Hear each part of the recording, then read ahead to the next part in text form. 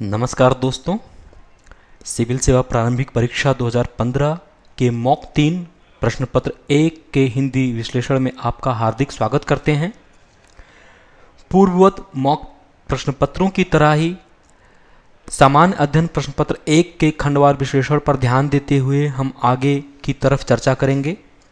सबसे पहले हम देखें, इस प्रश्न पत्र में खंडवार विश्लेषण के तहत इतिहास के 14 प्रश्न, कला एवं संस्कृत के 4, राज्य व्यवस्था के 14, भूगोल के 14, पारिस्थितिकी एवं पर्यावरण के 9 प्रश्न, अर्थव्यवस्था के 9, विज्ञान एवं प्रौद्योगिकी के 20 प्रश्न, समसामयिकी एवं सामान्य ज्ञान के 10 प्रश्न एवं सामाजिक कल्याणकारी योजनाएं से 6 प्रश्न संबंधित हैं।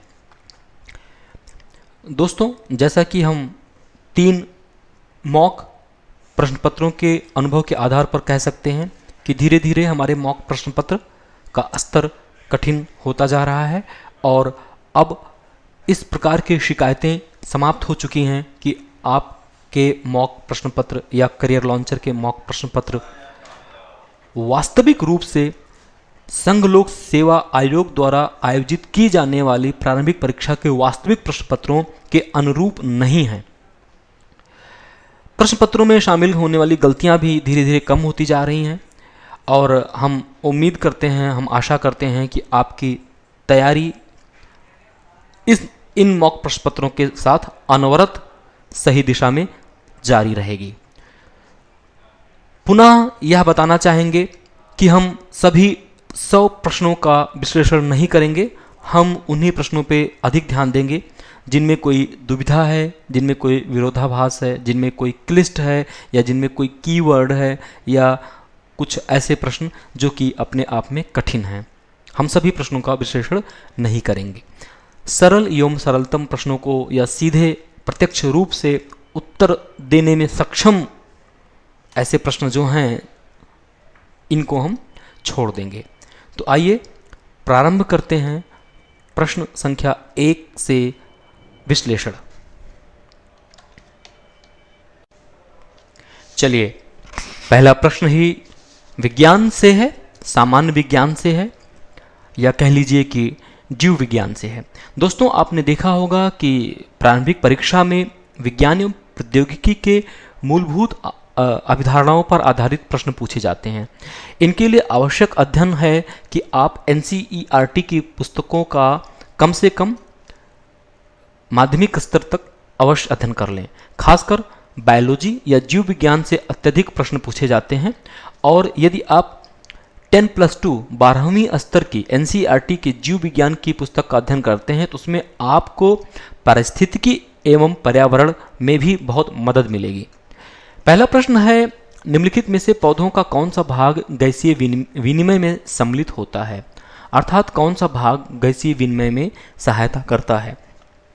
रंध्र, वातरंध्र, रिक्तिका, रंध्र और वातरंध्र।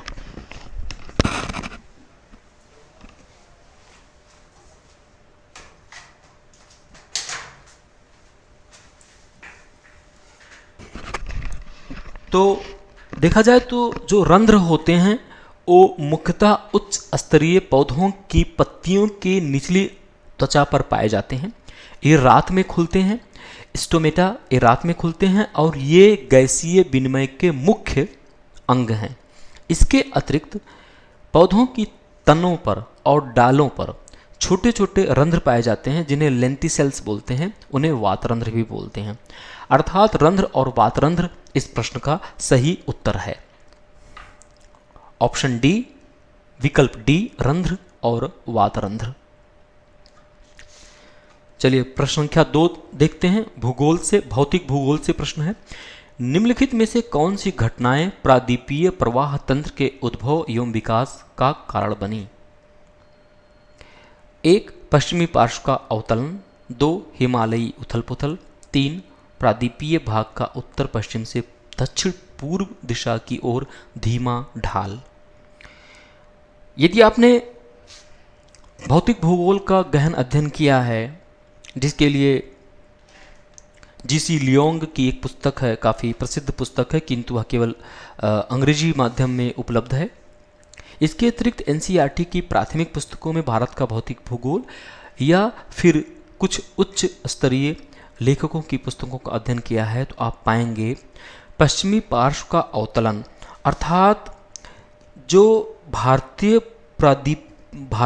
प्रादीपीय भाग है उसका पश्चिमी भाग थोड़ा सा उठा हुआ है। अवतल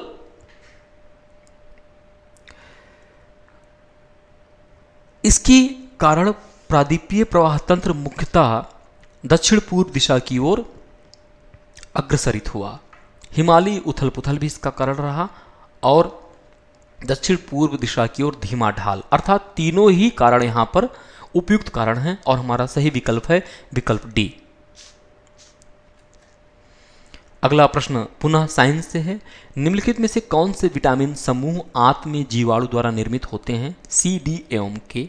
तो आप ये जानते हैं विटामिन सी हमारी, आपको ये बता दें विटामिन सी हमारे शरीर में संश्लेषित नहीं होता। विटामिन सी की और विटामिन सी यूरिनेशन या मूत्र विसर्जन के माध्यम से लगातार हमारे शरीर से निकलता रहता है, इसलिए विटामिन सी का अनवरत पोषण एवं अनवरत पूर्ति आवश्यक है, जिसे हम भोजन से प्राप्त करते हैं। विटामिन डी हम सूर्य की किरणों से प्राप्त करते हैं, या कह लीजिए कि हमारे शरीर में जो त्वचा है वो सूर्य की अल्ट्रावायलेट किरणों, पराबैंगनी किरणों के माध्यम से विटामिन डी का निर्माण करते हैं। तो विटामिन सी एवं डी तो जीवाणु द्वारा निर्मित नहीं होते, अर्थात विकल्प एक गलत हो जाता है। हमारे पेट के छोटी आंत में कुछ बैक्टीरिया समूह रहते हैं, मुख्यतः कोलाई बैक्टीरिया, जिसमें से सबसे मुख्य नाम है एशरीशिया कोलाई, ई कोलाई जिसे कहते हैं। ये बैक्टीरिया अत्यंत लाभदायक होते हैं क्योंकि ये कुछ विटामिन का संश्लेषण करते हैं। अगर देखा जाए तो इस प्रकार विटामिन B3 जिसे पेंटोथेनिक अम्ल बोलते हैं, विटामिन H और विटामिन K का संश्लेषण इन बैक्टीरिया समूह द्वारा किया जाता है, जीवाणु समूह द्वारा किया जाता है, अर्थात विकल्प डी हमारा सर्वश्रेष्ठ उत्तर है।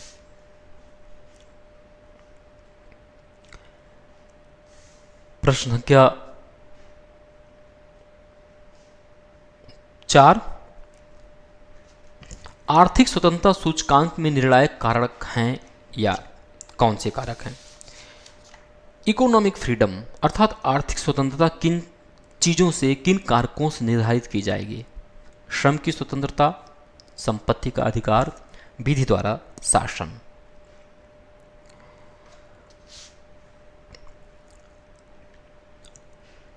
देखा जाए तो आर्थिक स्वतंत्रता सूचकांक मुख्यतः 10 मात्रात्मक अर्थात क्वांटिटेटिव और कुछ गुणात्मक कारकों पर आधारित होता है, जिन्हें आर्थिक स्वतंत्रता की 4 व्यापक श्रेणियों में बांटा जाता है। विधि का शासन आर्थिक स्वतंत्रता के लिए बहुत आवश्यक है, क्योंकि विधि का शासन है तो भ्रष्टाचार इत्यादि से मुक्ति मिल सकती है। अगर विधि का शासन है तो संपत्ति का अधिकार भी प्राप्त होगा। और श्रम की स्वतंत्रता, श्रम की स्वतंत्रता जो है यह आर्थिक क्षेत्र के नियामक क्षमता के रूप में देखी जाती है, अर्थात प्रश्न संख्या 4 के लिए भी तीनों ही विकल्प, तीनों ही कथन या कारक जो हैं वो सही हैं और विकल्प डी सर्वश्रेष्ठ उत्तर है। अगला प्रश्न पुनः विज्ञान से है। आपने देखा कि विज्ञान के प्रश्नों की अधिकता है इस प्रश्न पत्र में। निम्नलिखित में से कौन सा कथन चिकनगुनिया के संबंध में सही नहीं है? चिकनगुनिया एक संक्रामक बीमारी जो कि मच्छरों से होती है। चिकनगुनिया विषाणु मनुष्यों में एडीज मच्छरों द्वारा संचारित होता है। सत्य है। इस रोग में संधि शोथ के साथ साथ तेज बुखार होता है। Real time polymerase chain reaction या पीसीआर जिसे बोलते हैं, पॉलीमरेज चेन रिएक्शन द्वारा इस प्रकार के विषाणु जनित रोगों का निदान किया जाता है या परीक्षण किया जाता है। यह एक प्रकार का प्रोटीन टेस्टिंग होती है। विषाणु जो प्रोटीन बनाते हैं उनकी टेस्टिंग की जाती है। चिकनगुनिया का विषाणु उष्णकटिबंधीय अफ्रीका और एशियाई क्षेत्रों में पाया जाता है। यह बिल्कुल कथन सही है। ज़्यादातर या अधिकतर इस प्रकार के संक्रामक विषाणु उष्णकटिबंधीय अफ्रीका और एशियाई क्षेत्रों में ही पाए जाते हैं। यहीं पर ही ये अस्तित्व में बने रहते हैं। चारों कथनों को देखने के बाद प्रतीत होता है कि विकल्प बी हमारा सही नहीं है, क्योंकि विकल्प बी में क्या है, संधिशोथ के साथ साथ तेज बुखार होता है या आर्थराइटिस की निशानी है। इस प्रकार देखा जाए तो यह जो चिकनगुनिया है ये आर्थराइटिस या संधिशोथ के लक्षणों को नहीं बताती। चिकनगुनिया में भी कुछ अस्थियों में दर्द होता है, बट यह दर्द थोड़े समय के लिए होता है, टेम्परेरी होता है, जबकि संधिशोथ में परमानेंट सूजन स्वेलिंग आ जाती है और दर्द होता रहता है। तो इस प्रकार प्रश्न संख्या 5 में विकल्प बी गलत है। प्रश्न संख्या 6, निम्नलिखित राज्यों के संदर्भ में विचार के तेलंगाना, पश्चिम बंगाल, कर्नाटक, मध्य प्रदेश लाल गलियारे के अंतर्गत कौन कौन से, रेड कॉरिडोर, नक्सलवाद से प्रभावित राज्य कौन कौन से हैं? तेलंगाना आंध्र प्रदेश से अलग हुआ है, बिल्कुल रहा है, पश्चिम बंगाल है ही है। और मध्य प्रदेश का वह हिस्सा जो कि महाराष्ट्र और छत्तीसगढ़ से लगा हुआ है वह बहुत ज़्यादा प्रभावित है। तो देखा जाए कर्नाटक इससे प्रभावित नहीं है। 1, 2, 4 विकल्प सी सर्वश्रेष्ठ उत्तर हुआ इस प्रश्न में। अल्जाइमर और पार्किंसन रोग के संदर्भ में निम्नलिखित कथनों पर विचार कीजिए। अल्जाइमर का परिणाम मनोभ्रंश होता है, जबकि पार्किंसन रोग केवल मस्तिष्क कोशिकाओं तक ही सीमित होता है। इन रोगों का कारण मस्तिष्क में पथ्य प्रोटीन का संचयन है। 3, पार्किंसन रोग में डोपामाइन की निष्क्रियता के कारण तंत्र का तंत्र प्रभावित होता है। अल्जाइमर और पार्किंसन दोनों ही मस्तिष्क से संबंधित या तंत्रिका तंत्र से संबंधित रोग हैं। दोनों में ही मनोविकार या मनोभ्रंश या मनोन्माद होता है। स्मृति लुप्त हो जाती है, स्मृति क्षीण हो जाती है, चीज़ों को याद रखने की क्षमता प्रभावित होती है। और जो वॉलेंट्री मसल्स हैं अर्थात जो ऐच्छिक पेशियां जैसे हाथ पैर, इन पर नियंत्रण समाप्त होने लगता है। पार्किंसन में आपने देखा होगा कि हाथ हिलता रहता है या सर हिलता रहता है, पैर कोई न कोई शारीरिक अंग हिलने लगता है, उस पर आपका वो खत्म हो जाता है, नियंत्रण खत्म हो जाता है। इसलिए कथन एक गलत हो जाता है, क्योंकि कथन एक कहता है पार्किंसन रोग केवल मस्तिष्क कोशिकाओं तक सीमित होता है। यह गलत है, यह ऐच्छिक मांसपेशियों तक फैल जाता है। और इन रोगों का कारण किसी प्रकार की प्रोटीन का संचयन नहीं है, क्योंकि अल्जाइमर रोग और पार्किंसन रोग पाए जाने वाले विशेष प्रोटीन से आहार प्रोटीन पूरी तरह से भिन्न होते हैं। कथन 3 केवल सही है। पार्किंसन रोग में डोपामाइन एक सिक्रेशन होता है, डोपामाइन का स्राव होता है मस्तिष्क में, जो निष्क्रिय हो जाता है, जिसके कारण तंत्र का तंत्र प्रभावित होता है। प्रश्न संख्या 7 विकल्प बी सर्वश्रेष्ठ उत्तर है। इन्फ्लेशन इंडेक्स बॉन्ड के संबंध में निम्नलिखित कथनों पर विचार कीजिए। चूंकि ये मुद्रास्फीति के सूचीबद्ध बॉन्ड होते हैं और इन्हें अस्थिर माना जाता है, इसलिए अर्थव्यवस्था में अस्फीति की स्थिति में ये बॉन्ड नकारात्मक परिणाम देते हैं। इस तरह के बॉन्ड निवेशकों को स्वर्ण निवेश से विरत करने के लिए होते हैं, जिससे चालू खाता घाटा को कम करने में सहायता मिलती है।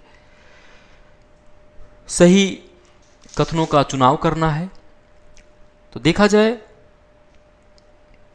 इन्फ्लेशन इंडेक्स बॉन्ड या जिसे मुद्रास्फीति सूचीबद्ध बॉन्ड कहते हैं, इसका उद्देश्य क्या होता है? इस प्रकार के बॉन्ड का उद्देश्य होता है कि निवेशकों को सोने में निवेश करने से रोका जाए। सोने में निवेश करने से रोकने के क्या परिणाम होंगे? सोने का आयात कम होगा, जिसके तहत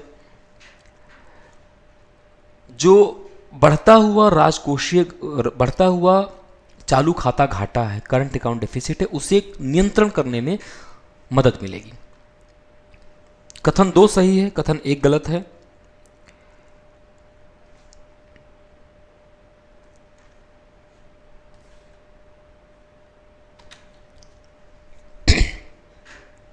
प्रश्न संख्या 9 अत्यंत सरल प्रश्न है।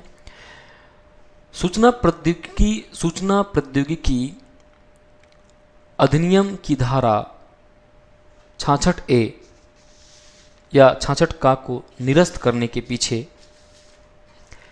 कारण यह रहा कि माननीय उच्चतम न्यायालय ने कहा कि यह अनुच्छेद 19 का उल्लंघन करता है।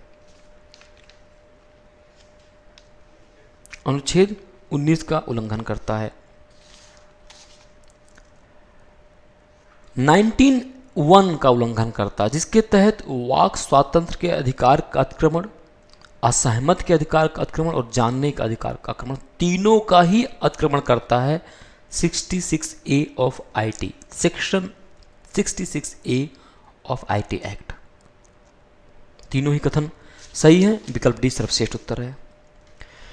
भारतीय रिजर्व बैंक नम्य इन्फ्लेशन टारगेटिंग पर ध्यान देगा। इन्फ्लेशन टारगेटिंग के क्या लाभ हैं? चलिए, हाल ही में भी भारत सरकार और भारतीय रिजर्व बैंक के बीच टारगेटेड इन्फ्लेशन या इन्फ्लेशन टारगेटिंग पर समझौता हुआ, जिसके तहत आरबीआई कुछ समय के लिए इन्फ्लेशन टारगेटिंग पर ध्यान देगा।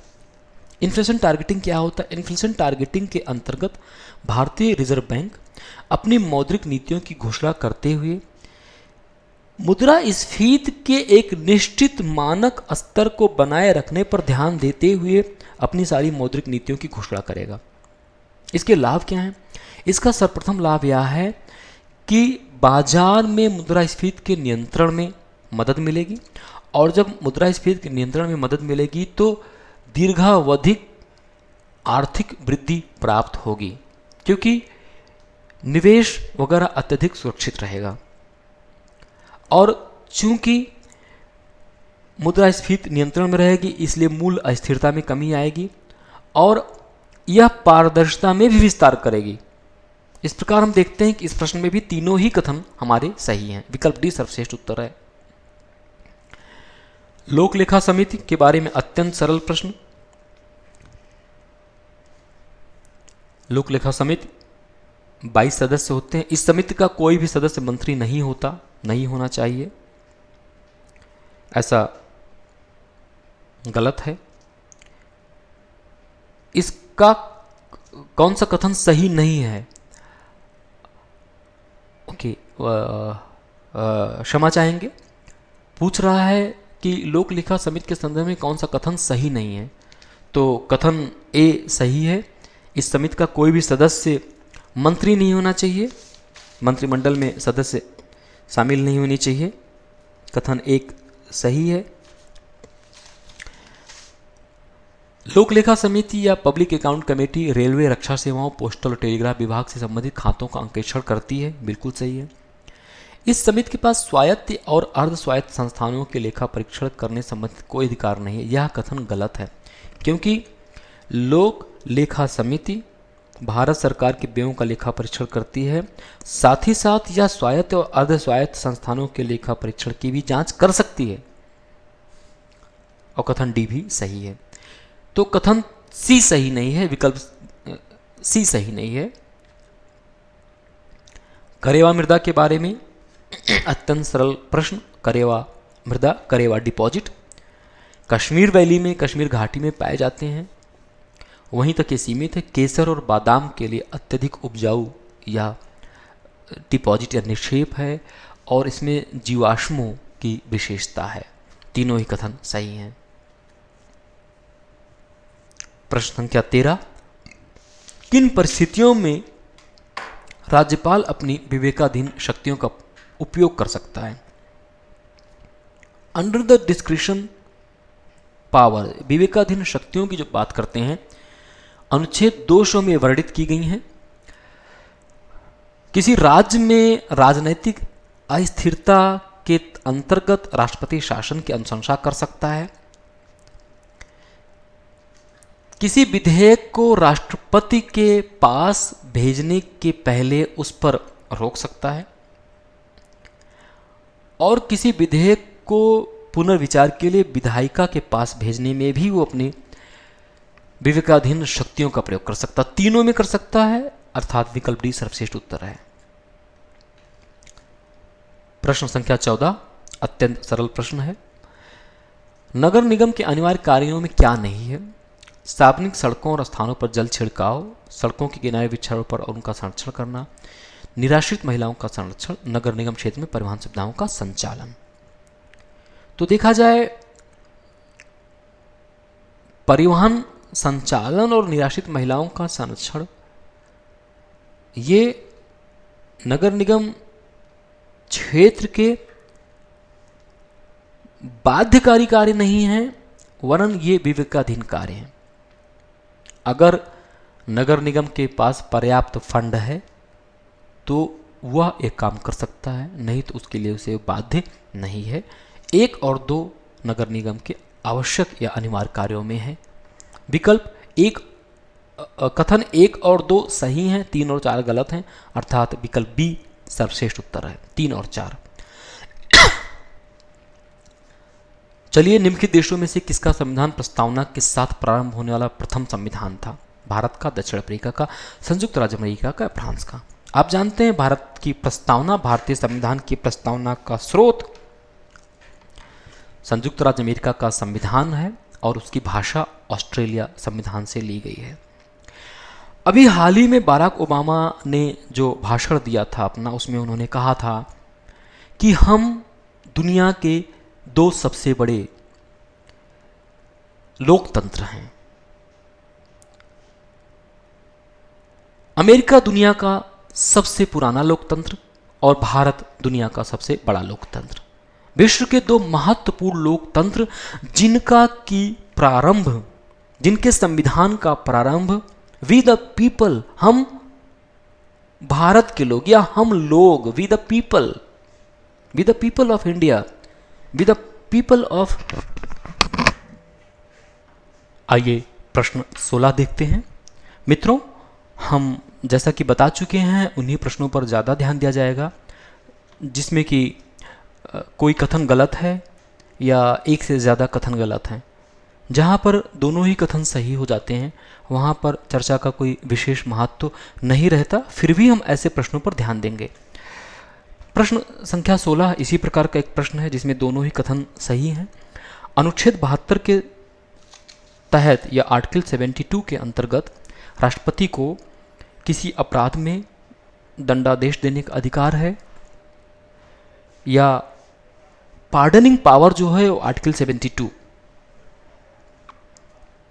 के अंतर्गत वर्णित है। दोनों ही कथन सही हैं, 1 और 2 दोनों, सी सर्वश्रेष्ठ उत्तर है। प्रश्न संख्या 17 बताता है कि कौन से क्रियाकलाप मृदा अपरदन में योगदान नहीं करते। सीढ़ीनुमा खेत मृदा अपरदन को रोकने के लिए बनाया जाता है, मिश्रित कृषि भी इसीलिए की जाती है और फसल चक्र भी इसीलिए अपनाया जाता है। किंतु झूम खेती जो है या जिसे स्लैश एंड बर्न एग्रीकल्चर बोलते हैं, या मृदा अपरदन में अत्यधिक योगदान करती है। होता क्या है कि जब फसलों को जला दिया जाता है तो उनकी जड़ें तक जल जाती हैं, मृदा पूरी तरह से नेकेड सॉयल या अनावृत परत बचती है सॉयल की, मिट्टी की, मृदा की, जो कि बहुत अधिक अपरदित होती है मुख्यतः वायु द्वारा। इसलिए झूम खेती मृदा अपरदन में योगदान करती है, अर्थात हमारा सर्वश्रेष्ठ विकल्प होगा 1, 2 और 4, विकल्प सी सर्वश्रेष्ठ उत्तर है। कीटों द्वारा स्रावित किया जाने वाला विशेष प्रकार का हार्मोन जिसे कि फेरोमोन्स बोलते हैं, या इंसेक्ट को उनके मार्गदर्शन में सहायता करता। आपने देखा होगा बहुत सी चींटियां जब लाइन बना के चलती हैं तो एक दूसरे को स्पर्श करते हुए निकलती हैं, या ये देखा होगा एक चींटी एक रास्ते से निकल गई, बाकी चींटियां उसी रास्ते से निकलती हैं। तो होता क्या है कि ये चींटियां अपने साथ एक प्रकार का फेरोमोन्स छोड़ती जाती हैं जिसको कि वो मार्गदर्शन में मदद करते हैं। इसके अतिरिक्त मधुमक्खियों का जो डांस होता है, मधुमक्खियों का जो नृत्य होता है, अर्थात वास्तविक रूप से मधुमक्खियां अपना संदेश प्रसारित करने के लिए एक विशेष प्रकार की मूवमेंट या विशेष प्रकार के गति प्रदर्शित करती हैं, जिसे कि मधुमक्खियों का डांस कहा जाता है। यह कभी गोलाकार होता है, कभी सर्पिलाकार होता है, कभी एक्स शेप में होता है और कभी वलय के रूप में होता है। और बहुत ही इंटरेस्टिंग या रुचिकर बात यह है कि कार्ल वॉन फ्रिश को मधुमक्खियों के डांस को डेसिफर करने के लिए नोबेल प्राइज मिल चुका है। तो ए और बी 18 में ए और बी दोनों सही हैं। प्रश्न संख्या 18 विकल्प डी सर्वश्रेष्ठ उत्तर है। 19 में भी तीनों ही कथन सही हैं। रडार और लिडार से संबंधित तीनों ही कथन सही हैं, इसलिए हम आगे बढ़ते हैं। प्रश्न संख्या 20 पर आते हैं। भारत के राज्य क्षेत्र में केवल राज्यों को शामिल किया जाता है, यह कथन गलत है। भारत का राज्य क्षेत्र भारत संघ की तुलना में एक व्यापक क्षेत्र है। भारत के राज्य क्षेत्र में जब बात करते हैं तो भारत के मुख्य भूभाग के अतिरिक्त भी वो टेरिटरीज आती हैं, वो भूभाग आते हैं जो भारत के अंतर्गत हैं, जैसे कि अंडमान निकोबार एवं लक्षद्वीप। भारत के राज्य क्षेत्र में केवल केंद्र शासित प्रदेश शामिल किए जाते हैं, राज्य ही नहीं। भारत संघ में केवल राज्यों को शामिल किया जाता है, किंतु भारत संघ में भारतीय संघ शब्द में राज्य संघ शासित दोनों को शामिल किया जाता है नहीं। भारतीय संघ में राज्यों को शामिल किया जाता है और भारत के राज्य क्षेत्र में संघ शासित क्षेत्रों को शामिल किया जाता है। दोनों ही कथन गलत हैं, उल्टे बना दिए गए हैं, इसलिए दोनों ही कथन गलत हैं।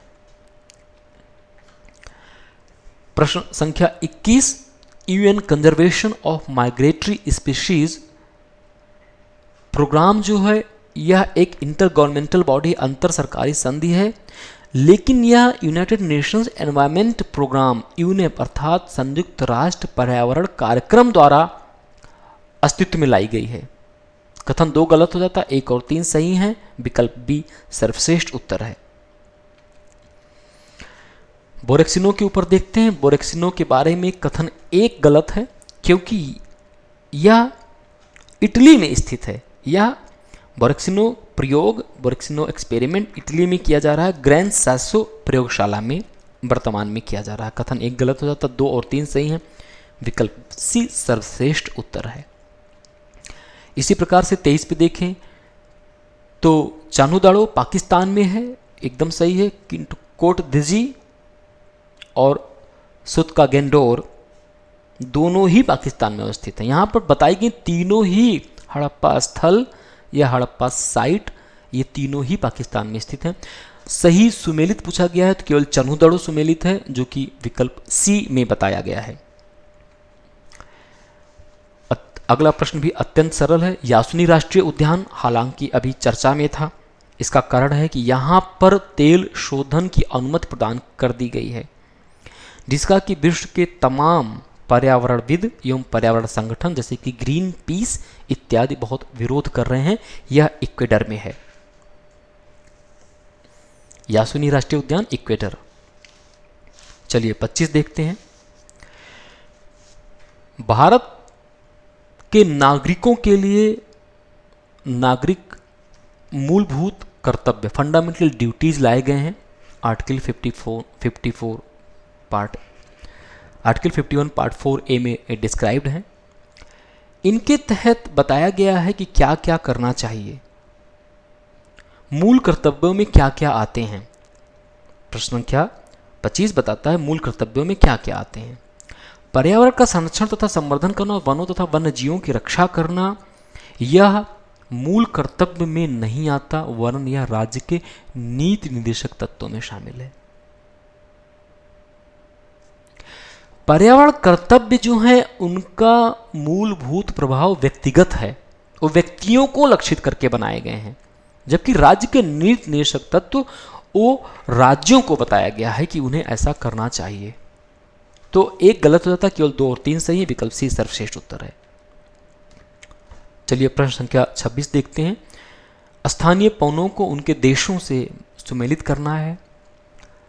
हर्मेटन अफ्रीका बताया गया है, मिस्ट्रल कनाडा बताया गया, सिरोको कैलिफोर्निया बताया गया, मिनुआनो ब्राज़ील बताया गया है। पूछा गया कौन से सुमेलित हैं, सुमेलित नहीं हैं। पूछा गया कौन से सुमेलित नहीं हैं। हर्मेटन उत्तरी कनाडा में चलता है, मुख्यतः लेविया और अन्य भागों में चलता है। इसे डॉक्टर्स विंड भी बोलते हैं क्योंकि यह अत्यंत झुलसती हुई गर्मियों में बहुत ही राहत प्रदान करता है और मौसम को ठंडा बनाता है। हरमेटन डॉक्टर्स विंड बोलते हैं। मिस्ट्रल कनाडा में नहीं चलता। मिस्ट्रल आल्पस पर्वत पर चलने वाली ठंडी पवनें हैं जो कि फ्रांस में चलती हैं। इसी प्रकार सिरोको भी कैलिफोर्निया में नहीं चलता। सिरोको जो है उत्तरी अफ्रीका से दक्षिणी यूरोप की ओर प्रवाहित होती है, उत्तर दिशा की ओर। 2 और 3 सुमेलित नहीं है, 1 और 4 सुमेलित हैं। हमारा सर्वश्रेष्ठ उत्तर बनता है विकल्प बी। केवल 2 और 3 सुमेलित नहीं है क्योंकि मिस्ट्रल फ्रांस है और सिरोको उत्तरी अफ्रीका है। चलिए बहुशस्त्रता देखते हैं। बहुशस्त्रता में क्या शामिल है? Multi cropping.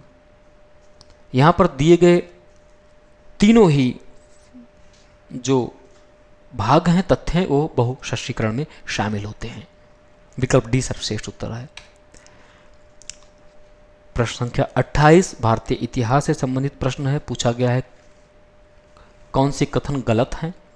भारतीय स्वतंत्रता संघर्ष के दौरान सत्याग्रह के संबंध में कौन से कथन गलत हैं? ए कथन 1, फ्लैग सत्याग्रह का आयोजन विशेष रूप से नासिक शहर में हुआ था। यही कथन गलत है क्योंकि फ्लैग सत्याग्रह नासिक नहीं, नागपुर में आयोजित किया गया था। धारासना गुजरात में चलाया गया था ब्रिटिश नमक कर के विरुद्ध, और गुरुवायूर सत्याग्रह ब्रिटिश साम्राज्य के कराधीन के तहत केरल में चलाया गया था। 2 और 3 सही हैं, 1 गलत है क्योंकि ये नागपुर में था। विकल्प ए सर्वश्रेष्ठ उत्तर है। कौन से कथन गलत है? विकल्प डी 1 और 3। गुरुवायूर सत्याग्रह कराधान नीति के तहत नहीं चलाया गया था। यह एक तरीके से मंदिर प्रवेश मूवमेंट था, मंदिर प्रवेश आंदोलन था, जो कि केरल में मंदिर प्रवेश अछूतों को अनुमति के लिए प्रदान किया गया था। अछूतों को मंदिर में प्रवेश की अनुमति प्रदान करने के लिए यह सत्याग्रह चलाया गया था। इसलिए प्रश्न संख्या 28 में देखा जाए तो कथन 1 और 3 गलत है और विकल्प डी सर्वश्रेष्ठ उत्तर है हमारा। चलिए प्रश्न संख्या 29 देखते हैं। सही कथन पूछा गया, बायोडीजल या जैव डीजल से संबंधित जैव डीजल ईंधन और ईंधन सम्मिश्र माना जाता है और यह स्वच्छ डीजल के मानकों को पूरा करता है। जैव डीजल के संबंध में निम्नलिखित कथनों पर विचार कीजिए। यह पेट्रोलियम में आसानी से किसी भी अनुपात में मिलाया जा सकता है। कथन 1। 2, जैव डीजल के उत्पादन के लिए सबसे अधिक उपयोग की जाने वाली विधि को ट्रांसग्लाइकोसाइलेशन कहा जाता है। 3, ट्रांसग्लाइकोसाइलेशन मिथनॉल का उपयोग करके ईंधन के रासायनिक गुणों को बदल देता है, जिसके सह उत्पाद के रूप में ग्लिसरीन प्राप्त होती है। ग्लाइकोसाइलेशन एंड एस्टरिफिकेशन, थोड़े से वैज्ञानिक शब्दावलियां हैं।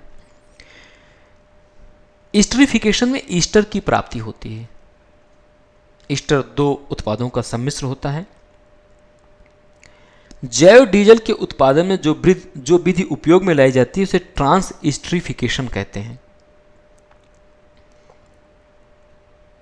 ट्रांस एस्टरिफिकेशन में मेथनॉल का प्रयोग करके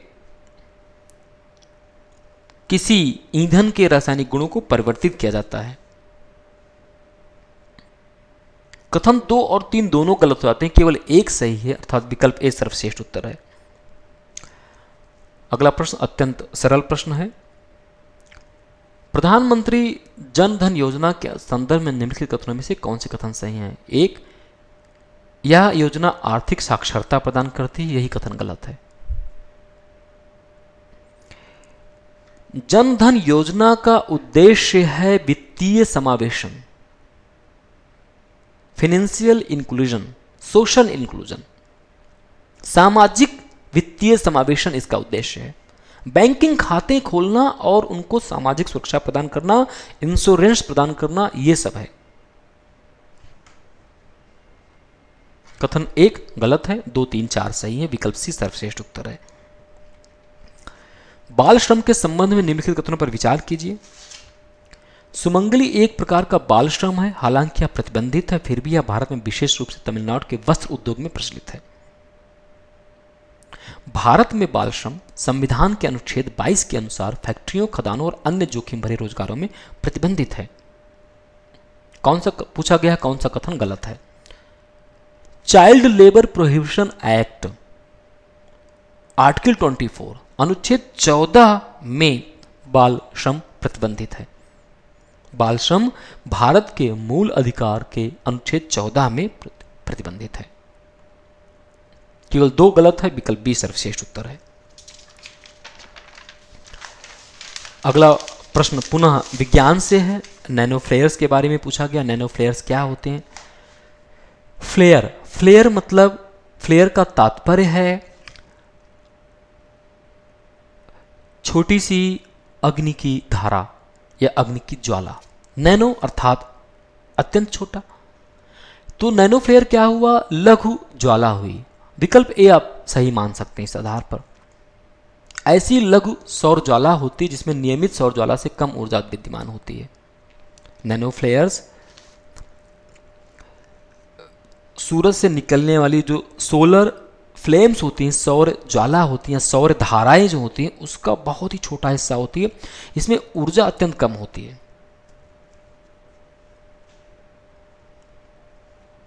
विकल्प ए सही है, बाकी से सारे विकल्प गलत हैं। चलिए प्रश्न संख्या 33 देखते हैं। अत्यंत सरल प्रश्न। किस अधिनियम ने ब्रिटिश भारत में विभिन्न विधान परिषदों के आकार में वृद्धि की और पहली बार प्रतिनिधित्व के सिद्धांत को लागू किया? यह काम किया गया था भारतीय परिषद अधिनियम 1892, इंडियन काउंसिल्स एक्ट 1892 ने काम किया था, जिसने राष्ट्रीय कांग्रेस की विधान परिषदों के विस्तार में मांग को मान लिया और इसके तहत केंद्रीय और प्रांतीय विधान परिषदों में गैर सदस्यीय सदस्यों की संख्या बढ़ा दी गई। चलिए, state list, concurrent list and union list, संघ सूची, समवर्ती सूची और राज्य सूची से संबंधित प्रश्न आपको मिलते रहते हैं। इन प्रश्नों का अध्ययन आपको सुगम बनाएगा। समवर्ती सूची, राज्य सूची और संघ सूची को आप थोड़ा अध्ययन कर लीजिए। पूछा गया है कौन सा राज्य सूची के विषय हैं? कोऑपरेटिव सोसाइटी, सहकारिता समितियां, दांव और जुआ लगाना, प्रति व्यक्ति कर। प्रश्न संख्या 34। तीनों ही भाग, तीनों ही हैं, राज्य सूची में आते हैं। आगे बढ़ते हैं। प्रश्न संख्या 35। आपने देखा होगा कि कुछ प्रकार के वायुयान जब आसमान में निकलते हैं तो अपने पीछे धुआं की एक लंबा सफ़ेद निशान, एक पट्टी छोड़ते जाते हैं। इसका क्या कारण है? इसका सर्वश्रेष्ठ कारण यह है कि जब फ्यूल एग्जॉस्ट निकलता है तो जो एटमॉस्फेयर में जो आर्द्रता उपस्थित है उसके साथ मिश्रित होकर संघनित हो जाती है और वही लंबे सफ़ेद निशान के रूप में, वास्तविक रूप से वह एक कोलॉइड होता है जो एक निशान के रूप में दिखता है। धीरे धीरे, क्योंकि ऊपर तापमान बहुत ठंडा होता है, तो ये जमकर बर्फ के क्रिस्टल के रूप में बन जाते हैं, जिसे कि आकाश में सफ़ेद पट्टी के रूप में देखा जाता है। परिसंघ अर्थात फेडरल के संबंध में देखा जाए, अमेरिका एक परिसंघ है, भारत एक संघ है। इस आधार पर आपको यहाँ पे परिभाषा मिल जाएगी और दोनों ही कथन सही प्रतीत होते हैं और दोनों ही कथन सही हैं। अटॉर्नी जनरल, भारत के महान्यायवादी के पश्चात एक प्रश्न भारत के सॉलिसिटर जनरल पर। भारत के सॉलिसिटर जनरल को 5 वर्ष की अवधि के लिए नियुक्त किया जाता है। यह कथन गलत हो जाता है क्योंकि इसकी नियुक्ति की अवधि 3 वर्ष होती है। वह भारत के उच्चतम न्यायालय में भारत सरकार का मुख्य विधिक सलाहकार और मुख्य अधिवक्ता होता है। नहीं, यह काम महान्यायवादी करता है। Chief legal adviser to Government of India, भारत सरकार का मुख्य विधिक सलाहकार महान्यायवादी होता है, अटॉर्नी जनरल ऑफ इंडिया होता है। कथन 2 भी गलत हो जाता है। सॉलिसिटर जनरल का पद केवल सांविधिक होता है। यही कथन सही है। विकल्प सी सर्वश्रेष्ठ उत्तर है, क्योंकि सॉलिसिटर जनरल का पद केवल सांविधिक होता है। चलिए, भारतीय मुद्रा के मूल्य ह्रास, निश्चित रूप से हमने पिछले कुछ वर्षों में देखा है कि भारत की मुद्रा डॉलर के मुकाबले गिरती गई। इसका क्या कारण रहा? भारतीय अर्थव्यवस्था में मुद्रास्फीति, सरकार का चालू घाटा, विदेशों में काम करने वाले भारतीयों द्वारा अत्यधिक वित्त प्रेषण। प्रश्न संख्या 38 के तीनों कथनों पर विचार करते हैं। थोड़ा सा कॉन्सेप्चुअल प्रश्न, इस पर हम थोड़ा ध्यान देंगे। मूल्य ह्रास क्या कारण रहा? 1 और 2, 2 3, 1 3, 1 2 और 3। प्रश्न संख्या 38। अर्थव्यवस्था में मुद्रास्फीति यह कारण रहा, किंतु कथन 3 कोई कारण नहीं, क्योंकि विदेश से जो पैसा आता है, जिसे रेमिटेंसेस बोलते हैं, मुद्रा प्रेषण बोलते हैं, उसके अत्यधिक प्रेषण से स्थानीय मुद्रा की तुलना में विदेशी मुद्रा के, आप मान लीजिए बहुत अधिक डॉलर आता जा रहा है भारत में, डॉलर कमजोर हो जाएगा, इसलिए एक कारण नहीं है। भारत की मुद्रा अवमूल्यन का, मुद्रा ह्रास का सबसे बड़ा जो कारण रहा है, उनमें से मुख्यतः रहे हैं वाइडनिंग करंट अकाउंट डेफिसिट, बढ़ता हुआ चालू खाता घाटा, ह्यूज ट्रेड इम्बैलेंस,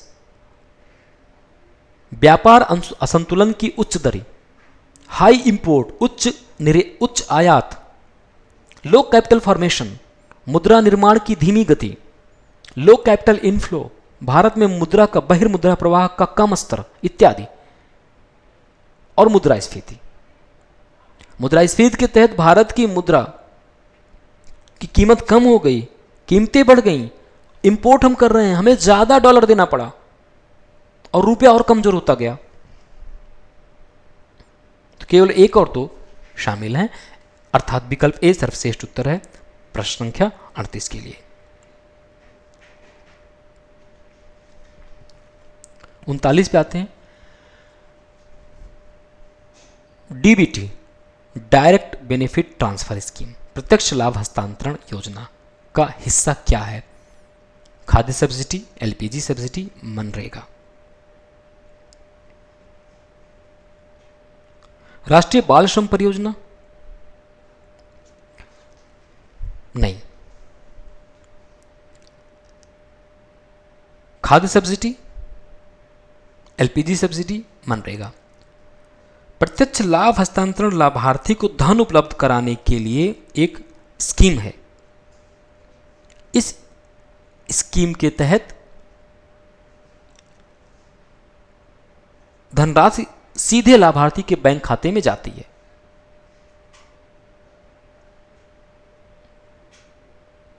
एक और 3 हिस्सा हैं।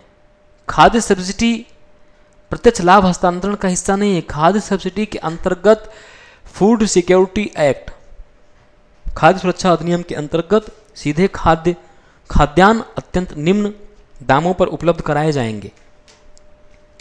39, 1 और 3 विकल्प बी सर्वश्रेष्ठ उत्तर है। 40 देखते हैं। रेडियो दूरदर्शी के संबंध में निम्नलिखित कथनों पर विचार कीजिए। कथन 1 बिल्कुल सही, क्योंकि रेडियो दूरदर्शी में जो इलेक्ट्रोमैग्नेटिक वेव्स यूज की जाती हैं, प्रयोग की जाती हैं, उनकी रेंज अत्यधिक होती है। 30 मीटर टेलीस्कोप टीएमटी प्रोजेक्ट अभी हाल में ही लॉन्च किया गया, इसमें भारत भी उसमें हिस्सा बन गया है। वो रेडियो टेलीस्कोप के आधार पर ही काम करेगा। और सिंस रेडियो टेलीस्कोप में ऐसी वेव्स इस्तेमाल की जाती हैं जो कि हमारे विजुअल स्पेक्ट्रम के बाहर की होती हैं, इसलिए दिन हो, रात हो, बादल हो, ये काम करता है। तीनों ही कथन सही हैं। प्रश्न संख्या 40, 1 2 3। बिटकॉइन हाल में ही चर्चा रहा है। आभासी मुद्रा है, वर्चुअल करेंसी है। यूनिवर्सिटी ऑफ कॉम्ब्रिया ने फी पेमेंट के लिए बिटकॉइन को मान्यता भी दी है। इस संबंध में कौन से कथन गलत हैं? यह एक आभासी मुद्रा है, यह कथन सही है।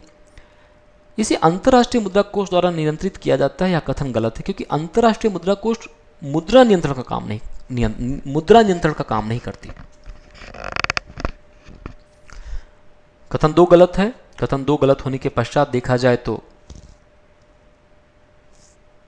हमारे सही उत्तर बन सकते हैं। कथन 1 सही है, 2 गलत है, अर्थात हमारे सही उत्तर बन सकते हैं बी में से और डी में से।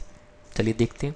कथन 3 भी गलत है, क्योंकि इसका कारोबार कॉइनबेस नाम की कोई संस्था या ऐसा कोई नहीं करता। यह एक वर्चुअल करेंसी, इसके लिए इसको नियंत्रण करने के लिए कोई ऐसा प्लेटफॉर्म नहीं है। 2 और 3 गलत हैं। विकल्प बी सर्वश्रेष्ठ उत्तर है। 42 पे आते हैं। धन विधेयक और वित्त विधेयक के संबंध में पूछा गया है कौन से कथन सही नहीं है। भारतीय संसद के दोनों सदनों की संयुक्त बैठक के संबंध में अनुच्छेद 108 के प्रावधान वित्त विधेयक पर लागू नहीं होते, किंतु धन विधेयक पर लागू होते हैं। वित्त विधेयक राज्यसभा द्वारा प्रभावी रूप से अस्वीकार किया जा सकता है, किंतु धन विधेयक अस्वीकार नहीं किया जा सकता। कथन 2 बिल्कुल सही है। वित्त विधेयक दोनों सदनों को भेजा सकता है, किंतु धन विधेयक नहीं भेजा सकता है।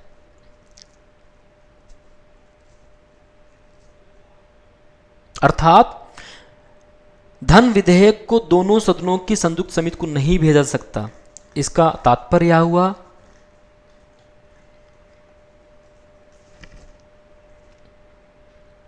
कि दोनों सदनों की संयुक्त बैठक के बारे में अनुच्छेद 108 के प्रावधान धन विधेयक पर लागू नहीं होते।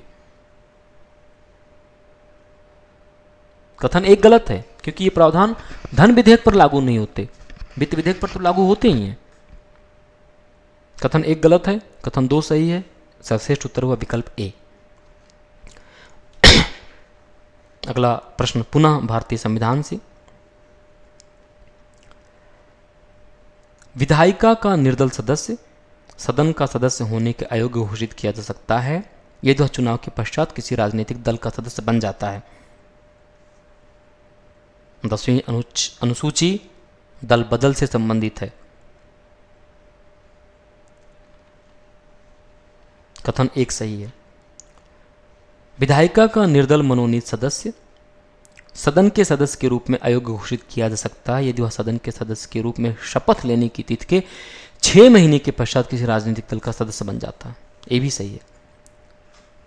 10वीं अनुसूची को संविधान में वर्ष 1976 में 42वें संशोधन द्वारा जोड़ा गया था। यह कथन गलत है, क्योंकि यह बहुत बाद में हुआ। 1985 में 52वें संशोधन द्वारा किया गया था। कथन 3 गलत है, विकल्प सी सर्वश्रेष्ठ उत्तर है।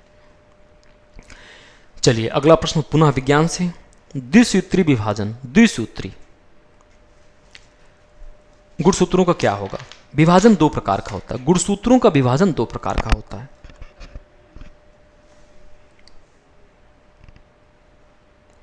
द्विसूत्री में क्या होता है कि जो द्विसूत्री विभाजन और अर्धसूत्री। द्विसूत्री में क्या होता है कि गुणसूत्रों की जो संख्या है वह बनी रहती है। उदाहरण के तौर पर मनुष्य के कोशिका में 23 जोड़ी क्रोमोसोम या 46 क्रोमोसोम होते हैं। जब कोशिका विभाजन करती है तो 46 जोड़े जो हैं वो आपस में अलग हो जाते हैं। एक कोशिका में 23 चला जाता है, दूसरे में 23 चला जाता है। यह तो हुआ अर्धसूत्री विभाजन। किंतु द्विसूत्री विभाजन में क्या होता है कि एक कोशिका में 46 क्रोमोसोम हैं और वो विभाजन के पश्चात भी 46 ही रहेंगे। अर्थात गुणसूत्रों का नंबर, गुणसूत्रों की संख्या बनी रहती है, अशुद्ध रहती है। विकल्प ए सर्वश्रेष्ठ उत्तर हुआ प्रश्न संख्या 44 में।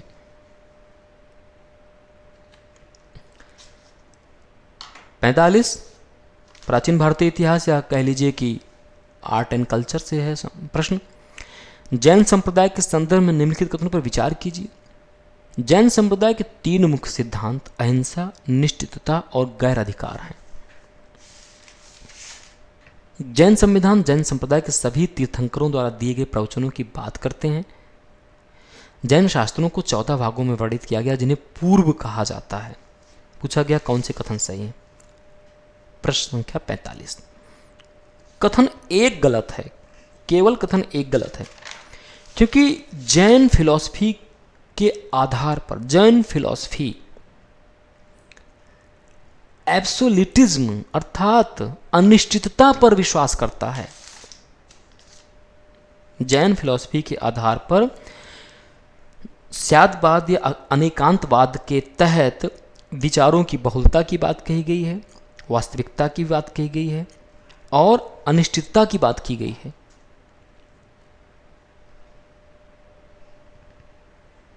कथन एक गलत है, बाकी कथन 2 और 3 सही हैं।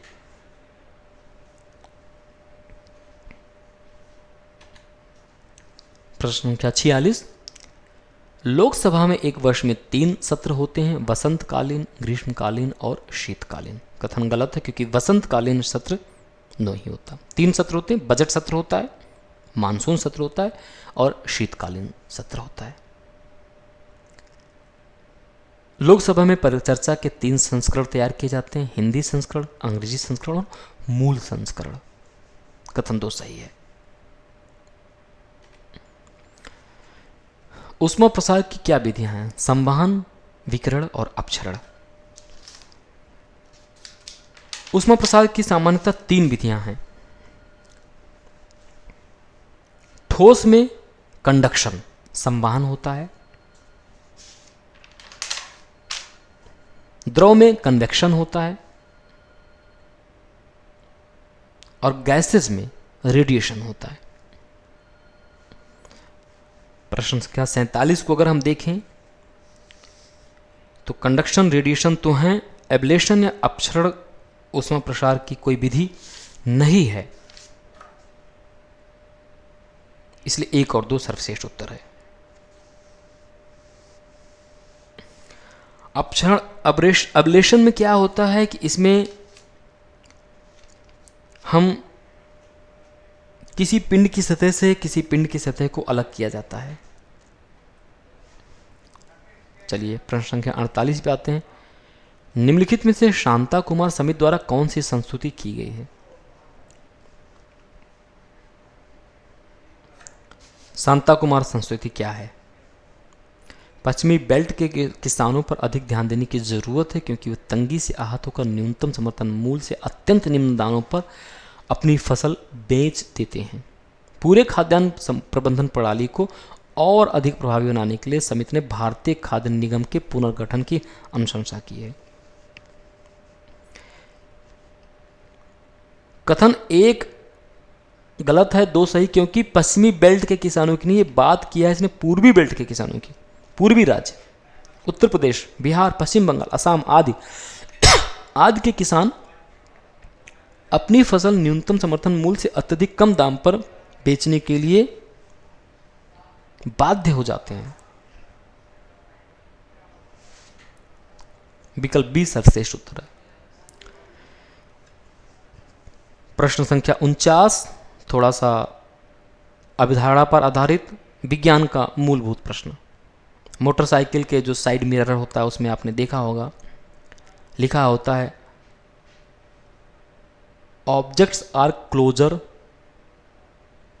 देन दे अपीयर, अर्थात पीछे आने वाले वाहन जितनी दूर प्रतीत हो रहे हैं उससे उतनी दूर नहीं है, वो पास में हैं। कारण रियर व्यू मिरर में जो दर्पण यूज होता है वह उत्तल दर्पण यूज होता है। उत्तल दर्पण क्या करता है? उत्तल दर्पण जो छवि बनाता है, जो इमेज बनाता है, वह वास्तविक और छोटी होती है और उस दर्पण से उस छवि की जो दूरी होती है वह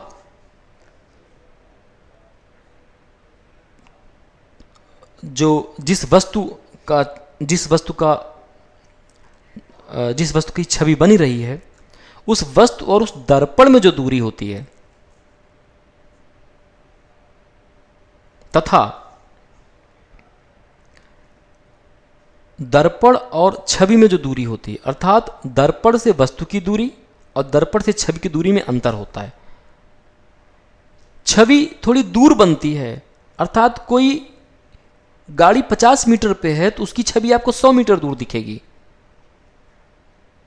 जबकि वस्तु से उस दर्पण से वस्तु की जो वास्तविक दूरी वो 50 मीटर है, जबकि उसकी छवि आपको 100 मीटर दूर दिख रही है। आपको लगता है कि वो गाड़ी भी 100 मीटर दूर है, जबकि वो 50 मीटर दूर ही है। इसीलिए लिखा होता है एक वार्निंग कि जो प्रतिबिंब आपको दिख रहा है, जितना वो प्रतीत हो रहा है उससे करीब है, 100 मीटर पे नहीं हो, पास में है, क्योंकि छोटी, सीधी और दूर बनती है। विकल्प बी सर्वश्रेष्ठ उत्तर है।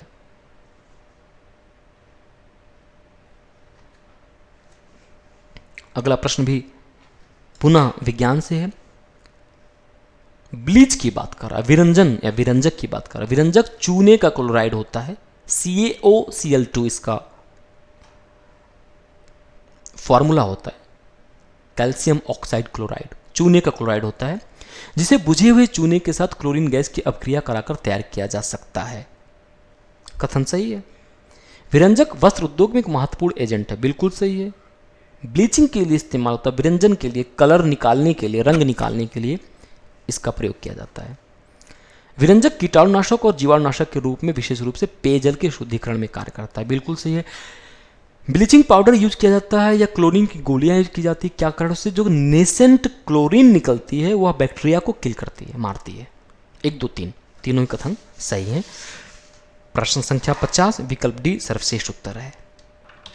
आइए प्रश्न संख्या 51 देखा जाए तो प्रश्न संख्या 51 भी बहुत ही सीधा प्रश्न है, किंतु थोड़ा सा संदेह हो सकता है कुछ विकल्पों में, इसलिए हम थोड़ा सा गौर करते हैं।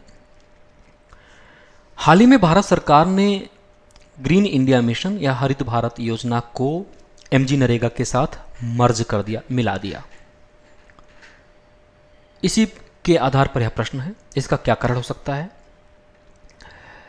क्योंकि MG नरेगा भी इको ड्राइव प्रोग्राम है, अर्थात पर्यावरणीय मित्र तरीकों पर MG नरेगा कार्य करता है, जैसे कि वाटर हार्वेस्टिंग, जल संग्रहण हुआ, वनारोपण हुआ, कृषि वानिकी इत्यादि कार्य MG नरेगा के अंतर्गत किया जा रहा है। सरकार ने पाया कि पर्यावरण मंत्रालय वृक्षारोपण का जो टारगेट था, लक्ष्य था, उसको प्राप्त नहीं कर पाया। इसलिए उसने ग्रीन इंडिया मिशन, हरित भारत योजना को MG नरेगा के साथ मिलाने का विचार किया। और ऐसा इसलिए भी किया गया है कि क्योंकि MG नरेगा बहुत बड़ा कार्यक्रम है, संपूर्ण भारतवर्ष में हर स्तर पर है, ग्रामीण स्तर पर है, ग्रामीण स्तर के हर कदम पर है। तो एक सामूहिक कार्य किया जा सके, एक सामूहिक टास्क फोर्स या कार्यबद्ध योजना किया जा सके जलवायु परिवर्तन के विरुद्ध, इसलिए भी किया गया। तीनों ही कथन सही हैं। विकल्प डी सर्वश्रेष्ठ उत्तर है। 52 कथन एक गलत हो जाता है, क्योंकि दाल प्रोटीन का मुख्य स्रोत है, ना कि कार्बोहाइड्रेट का। कार्बोहाइड्रेट के मुख्य स्रोत हैं गेहूं, चावल, मक्का और अन्य अनाज। कथन एक गलत है, कथन 2, 3 सही है। सी सर्वश्रेष्ठ उत्तर बनेगा। 53 में कथन 3 गलत है, क्योंकि महावीर ने अपने उपदेश संस्कृत भाषा के बजाय प्राकृत भाषा, संस्कृत भाषा के बजाय मगधी भाषा में दिए थे, इसलिए कथन 3 गलत है। सुमेलित पूछा गया है, विदेशी यात्रियों के उनके मूल देश से सुमेल करना है। मेगास्थनीज यूनान का था, इब्न बतूता मोरक्को का था और अफनासी निक्तिन रूस का था। कौन सुमेलित हैं? तो देखा जाए केवल एक सुमेलित है, मेगास्थनीज, इंडिका नाम से बहुत ही प्रसिद्ध किताब लिखी। चलिए, गर्म दलीय निष्क्रिय प्रतिरोध में क्या शामिल नहीं था? ब्रिटिश राज के साथ असहयोग बिल्कुल शामिल था। जमींदारों को लगान देने से मना करना यह भी शामिल था। सरकार को याचिका भेजना इसके खिलाफ थे ये। इसके अतिरिक्त ये सरकारी सेवाओं, अदालतों, स्कूलों, कॉलेजों का बहिष्कार करने के भी खिलाफ थे, क्योंकि इनका कहना था कि हम इनका विरोध इनके साथ रहकर ही कर पाएंगे, इनके अलग रहकर नहीं, जैसा कि नरम दल ये करते थे। 2 और 3 इनकी विधि में शामिल नहीं थे। विकल्प बी सर्वश्रेष्ठ उत्तर है। प्रश्न संख्या 56 में देखते हैं तो कथन 1 गलत है, क्योंकि औरंगजेब ने नहीं वरन अकबर ने दहशाला या बंदोबस्ती अराजी की प्रथा शुरुआत की थी। अकबर ने वर्ष 1580 में अकबर ने इस प्रथा की शुरुआत की थी। 57 देखते हैं। शुष्क क्षेत्रों में अत्यधिक वर्षा करने से क्या होता है? अत्यधिक वर्षा किया, लवण जल के साथ नीचे गया, वाष्पीकरण हुआ, लवण परतों पर रह गया और मृदा पर एक लवण की परत बन गई और मृदा धीरे धीरे अनुपजाऊ हो गई। विकल्प सी सर्वश्रेष्ठ उत्तर है। मृदा के लवणीकरण में वृद्धि हो जाती है। 58 देखते हैं। दार्जिलिंग और सिक्किम हिमालय में चाय के बागानों को विकसित किया, इसके क्या कारण थे? मंद ढलान आवश्यक कारण है। उच्च कार्बनिक तत्वों से आच्छादित मृदा की मोटी परत बिल्कुल आवश्यक कारण है। ह्यूमस की एक मोटी परत चाहिए होती है। और वर्ष भर वर्षा का एक अच्छा वितरण और हल्की ठंडक, अत्यधिक ठंडा का मौसम नहीं, हल्की ठंडक चाहिए। 1, 2, 3 सर्वश्रेष्ठ कारण है। विकल्प ए सर्वश्रेष्ठ उत्तर है। वर्ष 1833 के चार्टर अधिनियम के तहत इसमें देखा जाए तो विकल्प 3 गलत है, 1 और 2 सही है, क्योंकि इसने विभिन्न प्रेसिडेंसियों को नहीं किंतु सपरिषद गवर्नर जनरल को ब्रिटिश भारत के लिए कानूनी शक्ति प्रदान की थी। चार्टर एक्ट ऑफ 1833 और इंडियन काउंसिल्स एक्ट 1833 ने क्या किया था कि सपरिषद गवर्नर को, क्वेश्चन नंबर 59 की यदि हम बात करें तो गवर्नर जनरल इन काउंसिल को ब्रिटिश भारत में कानून बनाने का अधिकार दिया। प्रेसिडेंसियों को नहीं अधिकार दिया, गवर्नर जनरल इन काउंसिल को अधिकार दिया। खिलाफत आंदोलन की बात करते हैं। प्रश्न संख्या 60 कह रहा है कि वर्ष 1921 में आरंभ किया गया। यही कथन गलत है, क्योंकि वर्ष 1919 में आरंभ हुआ था ये ऑटोमन साम्राज्य के विभाजन के परिणाम स्वरूप। खलीफा के पद पर जब संकट आया तो खिलाफत आंदोलन की शुरुआत हुई। यूनेस्को के मानव एवं जैव मंडल कार्यक्रम के अंतर्गत निम्नलिखित में से किस द्वीप को विश्व जैव मंडल भंडार घोषित किया गया है? लक्षद्वीप, निकोबार, अंडमान। इसके तहत निकोबार द्वीप को इन्होंने घोषित किया है। प्रश्न संख्या 61 ऑप्शन सी इज सर्वश्रेष्ठ विकल्प। 62 इमल्शन एक कोलॉइडीय प्रकीर्णन है जिसमें प्रकीर्णन चरण और प्रकीर्णन माध्यम तरल होते हैं। दूध एक इमल्शन जिसमें तरल वसा के कण जल में प्रकीर्णित हो जाते हैं। मछली का तेल एक इमल्शन जिसमें तेल के कण जल में प्रकीर्णित हो जाते हैं। जब हम विलयन की बात करते हैं, मिश्रण की बात करते हैं, तो मिश्रण मुख्यतः सॉल्यूशन, विलयन, इमल्शन एंड कोलॉइड। विलेय पदार्थ जो सॉल्यूट होता है, इनमें 2 भाग होते हैं, एक विलायक एक विलेय, अर्थात एक सॉल्यूट एक सॉल्वेंट। वाटर सॉल्वेंट है, नमक सॉल्यूट है। जल में जब नमक डालते हैं तो विलयन बनता है। विलयन, इमल्सन और कोलॉइड को उनके कणों के आधार पर वर्गीकृत किया जाता है। जब कणों का आकार 100 माइक्रोन से कम होता है, नंगी आंख से नहीं देख सकते, तो सॉल्यूशन होता है। कोलॉइड में 2 भाग होते हैं, dispersed medium and dispersed phase. यह बताता है कौन सा पदार्थ किस पदार्थ में घुला है। प्रश्न संख्या 62 में कथन 3 गलत है, क्योंकि मछली का तेल एक इमल्शन है जिसमें जल के कण तेल में प्रकीर्णित होते हैं। उल्टा बना दिया गया है। दूध एक इमल्शन है जिसमें फैट के जो मॉलिक्यूल्स हैं वो वाटर में डिजॉल्व होते हैं।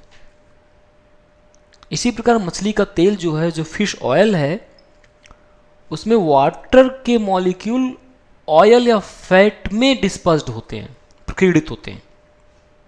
इसलिए कथन 3 गलत होता है, 1 और 2 सही है। बिरसा मुंडा के संबंध में कथन बताया गया है, सही उत्तर केवल 2 है, क्योंकि बिरसा मुंडा बिहार और झारखंड में सक्रिय थे, वहां पर उन्होंने आंदोलन किया, इसलिए कथन 1 गलत हो जाता है। केवल कथन 2 सही, विकल्प बी सर्वश्रेष्ठ उत्तर है। एंटीबायोटिक की बात पूछी गई है प्रश्न संख्या 64 में। पेंसिलिन पहला एंटीबायोटिक था। Penicillin, ampicillin, streptomycin, aspirin. तो 1, 2, 3 तो हैं, 4 ने। एस्पिरिन क्या है?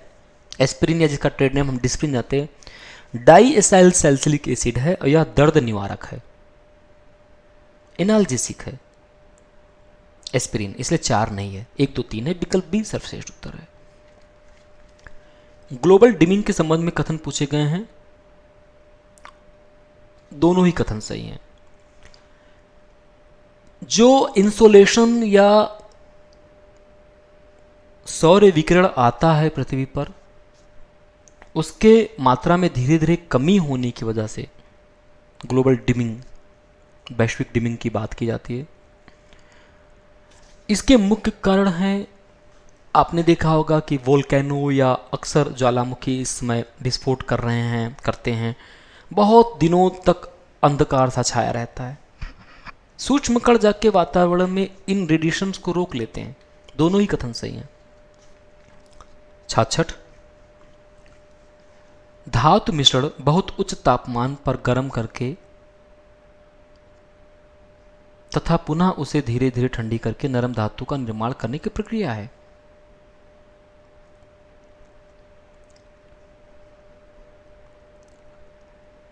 दृढ़ीकरण किसी धातु को बहुत उच्च तापमान पर गर्म करके और तुरंत ही उसे ठंडे पानी में डालकर ठंडा करके भंगुर बनाने की एक प्रक्रिया है। 3 अभितापन किसी धातु को मंद उच्च तापमान पर गर्म करके और उसे पुनः धीरे धीरे ठंडा करके उसे प्रत्यास्थ बनाने की प्रक्रिया है। तीनों तकनीकी शब्दावलियां हैं। Tempering, hardening and annealing. धातु मिश्रण, दृढ़ीकरण, अभितापन। परिभाषा में, इनकी परिभाषा में इनको उल्टा कर दिया गया है, केवल बी सही है। धातु मिश्रण की परिभाषा अभितापन के साथ कर दी गई है और अभितापन परिभाषा धातु मिश्रण के साथ कर दी गई है। केवल बी सही है, केवल 2। अगला, संथाल विद्रोह में महत्वपूर्ण भूमिका किसने निभाई? सिद्धू, कान्हू, शंभू, बिरसा।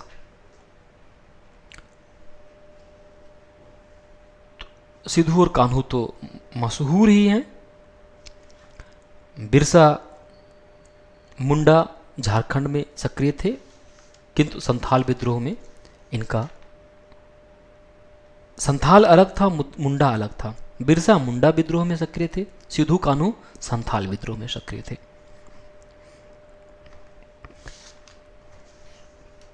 अगला प्रश्न वेजिटेशन से है, वनस्पतियों से है। ट्रॉपिकल एवरग्रीन फॉरेस्ट, उष्णकटिबंधीय सदाबहार वनों की विशेषताएं पूछी गई हैं। 200 सेंटीमीटर से अधिक वर्षा वाले 22 डिग्री वार्षिक तापमान गर्म और आर्द्र क्षेत्रों में पाए जाते हैं, एकदम सही है।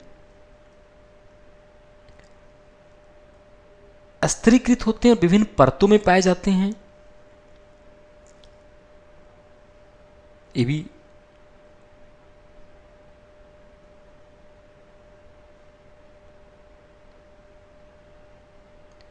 वृक्षों के अपनी पत्तियों के गिराने, फूलने और फलने का एक निश्चित समय होता है।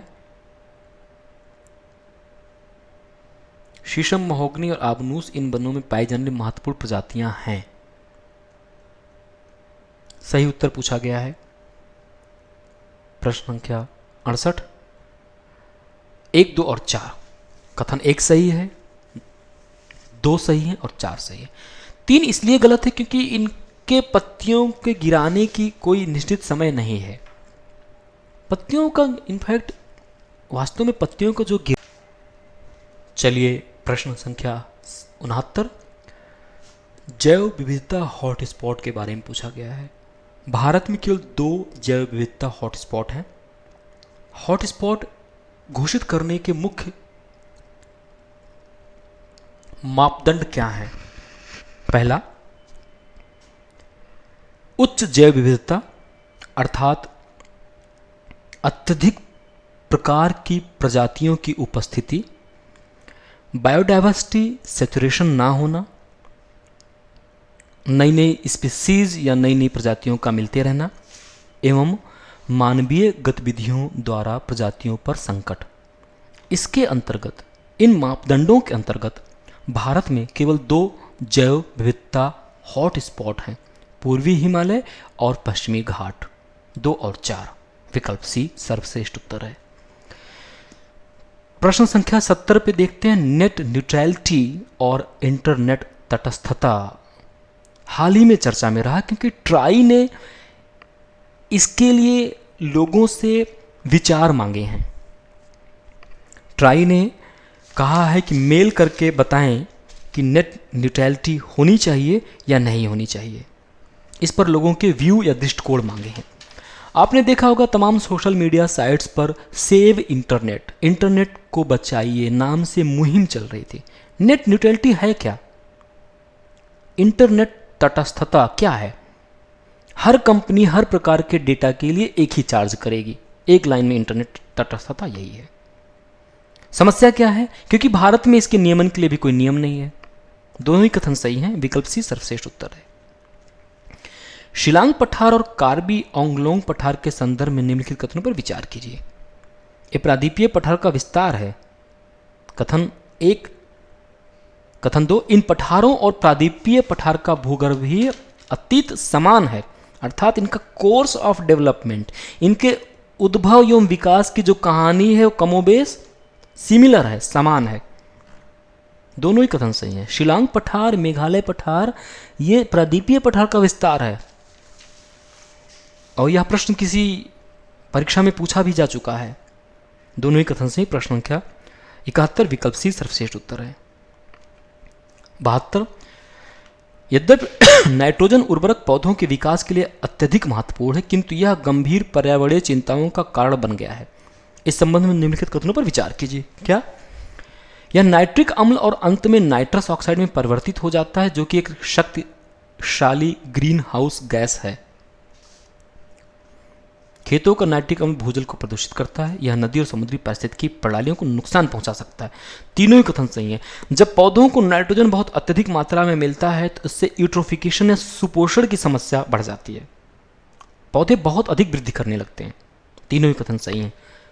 प्रश्न संख्या 72, देश के निम्नलिखित में से किस वर्ग की राजनीतिक आवाज को उजागर करने के लिए डेमिनी वोटिंग का प्रावधान है? डेमिनी वोटिंग वरिष्ठ नागरिकों के लिए, बच्चों के लिए, उन नागरिकों के लिए जो कम से कम 5 साल तक विदेश में रहे हों, महिलाओं के लिए। डेमिनी वोटिंग बच्चों की राजनीतिक अधिकार के प्रावधान है, जिसमें माता पिता या किसी अभिभावक को, किसी एडल्ट अभिभावक को बच्चों की इच्छा के अनुसार मतदान करने का अधिकार प्राप्त होता है। 20वीं शताब्दी के प्रथम दशक के दौरान भारतीय राष्ट्रीय आंदोलन में क्रांतिकारी आतंकवाद के उदय के निम्नलिखित में से कौन सा से कारण था थे? नरमपंथी भारतीय राष्ट्रवादी नेता ब्रिटिश भारतीय शासन के समर्थक हो गए। उग्रपंथी भारतीय राष्ट्रीय नेता लोगों को सकारात्मक नेतृत्व देने में असफल रहे। 20वीं शताब्दी के प्रथम दशक के दौरान भारतीय राष्ट्रीय आंदोलन में क्रांतिकारी आतंकवाद क्या कारण रहा? एक फ्रस्ट्रेशन था। फ्रस्ट्रेशन क्यों था? दो कारण थे। नरमपंथी राष्ट्रवाद से उस अनुपात में प्रतिक्रिया ना मिल पाना जिस अनुपात में वो चाहते थे। किंतु कथन एक गलत है, क्योंकि नरमपंथी भारतीय राष्ट्रवादी नेता ब्रिटिश शासन के समर्थक नहीं हो गए थे, किंतु वो उस अनुरूप प्रतिक्रिया देने में असफल रहे जिस अनुपात में प्रतिक्रिया चाहता था भारत का वर्ग। उग्रपंथी भारतीय राष्ट्र नेता लोगों को सकारात्मक नेतृत्व देने में असफल रहा, यह कथन सही है। कथन एक गलत है, कथन दो सही, विकल्प बी सर्वश्रेष्ठ उत्तर है। निम्नलिखित में से कौन सा से कथन भारत में मूल स्थिरीकरण कोष के विषय में सही है या है?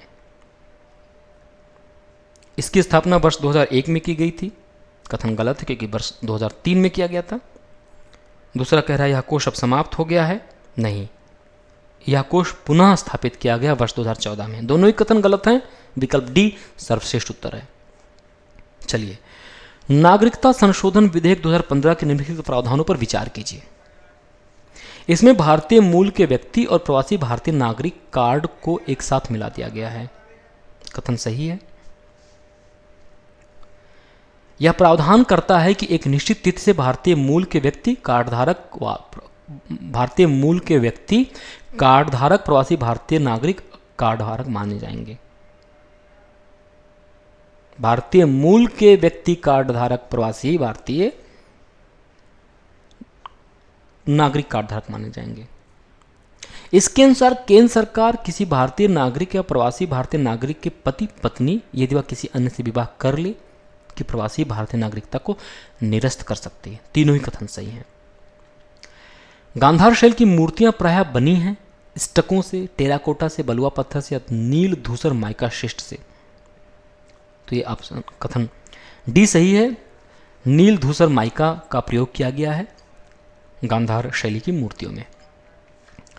हाल ही में प्राक्कलन समिति की एक रिपोर्ट में उत्तर प्रदेश के 20 जिलों में पत्तेदार सब्जियां जैसे पालक, मेथी इत्यादि तथा अन्य भूमिगत सब्जियों के उत्पादन पर रोक लगाने की संस्तुति की गई है। क्यों? तीनों ही कारण सही हैं। इन 20 जिलों में भूमिगत जल में आर्सेनिक का उच्च प्रदूषण पाया गया है।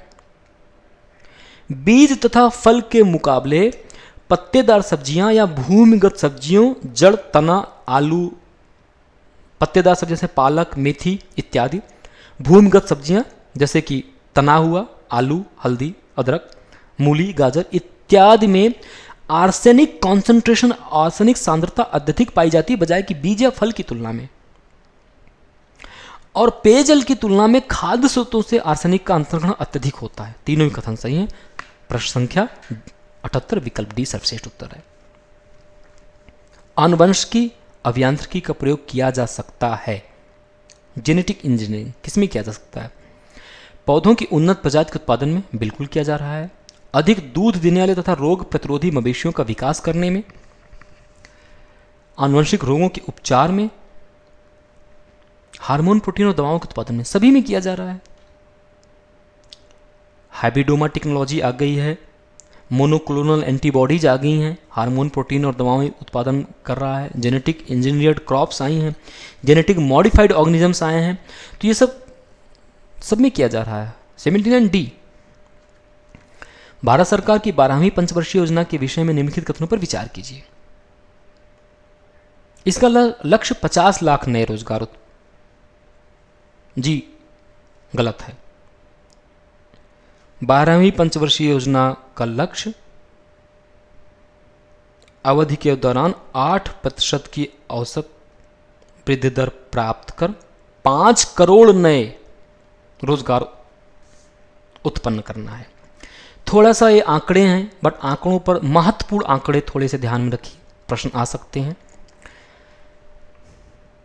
कृषि क्षेत्र में 4% तथा विनिर्माण क्षेत्र में 20% के बजाय 10% का विकास लक्ष्य प्राप्त करने की बात कही गई। दोनों ही कथन गलत हैं क्योंकि आंकड़ों के आधार पर कथन गलत हैं। विकल्प डी सर्वश्रेष्ठ उत्तर है। इंडार्क क्या है?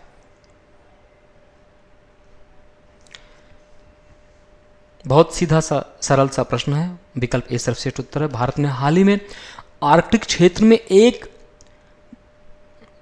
जलमग्न वेधशाला इंडार्क स्थापित किया है। विकल्प ए सर्वश्रेष्ठ उत्तर है। सुकन्या समृद्धि खाता, जिसको कि बेटी पढ़ाओ बेटी बचाओ आंदोलन, बेटी पढ़ाओ बेटी बचाओ योजना के अंतर्गत लॉन्च किया गया है। इसके प्रमुख कैरेक्टरिस्टिक्स क्या हैं? प्रश्न संख्या 82 में पूछा गया है। बालिका के जन्म से लेकर 14 वर्ष की आयु होने तक यह खाता कभी भी खोला जा सकता है और 18 वर्षों तक संचालन में रहेगा। यही कथन गलत है। ये जन्म से लेकर 10 वर्ष तक ही खोला जा सकता है। ऐसी योजनाओं के जो विशेष लक्षण हैं, विशेष गुण हैं, उन्हें जरूर ध्यान दीजिए। किसमें एज गैप कितना है, किसमें इनकम समूह कितना है, कौन बीपीएल है, कौन अबव पॉवर्टी लाइन है, कौन ग्रामीण क्षेत्र के लिए, कौन नगर क्षेत्र के लिए है, किसमें रोजगार सृजन की बात की गई है, किसमें सोशल सिक्योरिटी की बात की गई है, इन पे जरूर ध्यान दीजिए। प्रश्न आते रहते हैं। कथन 1 गलत है, 2 और 3 सही है, इसलिए विकल्प बी सर्वश्रेष्ठ उत्तर है हमारा। 3, भारत सरकार द्वारा अपनाई गई विनिवेश नीति किसके वित्त पोषण के लिए है?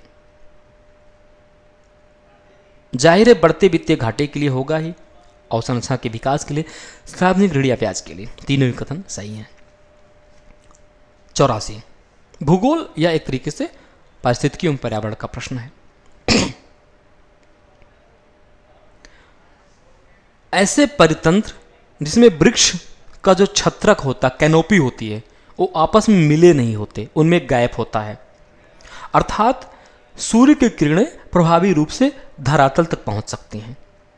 ये बहुत प्रभावी है कि वृक्ष का शेप साइज क्या है, उससे सूर्य की किरणें प्रभावित होती हैं, वर्षा प्रभावित होती है और उसके अंतर्गत धरातल पर उत्पन्न होने वाले वनस्पतियां प्रभावित होती हैं और इसके आधार पर फिर यह प्रभावित होता है कि किस प्रकार के जीव उस परितंत्र में पाए जाएंगे। लैंड, वाटर, टेम्परेचर, तापमान, वर्षा, ये सब बहुत ही महत्वपूर्ण कारक हैं। प्रकाश, वनस्पतियों के निर्धारण में वनस्पतियां निर्धारित करती हैं कि इस प्रकार का जीव पाया जाएगा, फिर एक जीव निर्धारित करेगा किस प्रकार का प्रथम उपभोक्ता होगा, कैसा द्वितीय उपभोक्ता होगा, कैसा तृतीयक उपभोक्ता होगा। सवाना इसका सर्वश्रेष्ठ उत्तर है। सवाना घास के मैदान,